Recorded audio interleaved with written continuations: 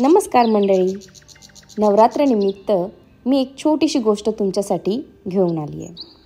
महाराष्ट्राच्या रायगड जिल्ह्यात पेण तालुक्यातल्या खरोशी गावाजवळ वसलेली एक पवित्र टेकडी आहे. तिथे वसलेलं आहे श्री केळंबा देवीचं मंदिर.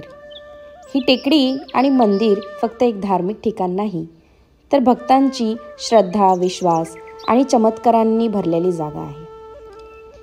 बऱ्याच वर्षापूर्वी एक शेतकऱ्याने टेकडीजवळील केळीच्या झाडाला तोडायचा प्रयत्न केला. पण काय आश्चर्य! झाडातून पाणी नाही, तर लाल रक्त वाहू लागलं. गावकरी स्तंभ झाले. तेथे उपस्थित एक संताने सांगितलं की ही जागा साधी नाही, देवी स्वतः येथे वास करते. तिची शक्ती प्रकट झाली आहे. त्या दिवसापासून गावकरी नियमित देवीची पूजा करू लागले. हळूहळू टेकडीवर मंदिर उभारले गेले. आजही महाराष्ट्रभरातून हजारो भक्त येथे येतात, नवस पूर्ण करण्यासाठी, संकट दूर करण्यासाठी आणि मनोकामना पूर्ण करण्यासाठी. भक्तांचा ठाम विश्वास आहे की केळंबा देवी नेहमी जागृत आहे, आपल्या भक्तांचे रक्षण करते आणि संकट दूर करते. टेकडीवरून परिसराचे दृश्य अप्रतिम दिसते.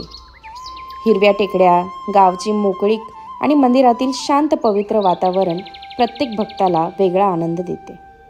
नवरात्रीत आणि चैत्रातल्या यात्रेत येथे भक्तांची गर्दी असते आणि रंगबेरंगी उत्सव, फुलांचे अर्पण, घंटा वाजवणे आणि भाविकांची भक्तिदृश्य मन मोहून टाकते.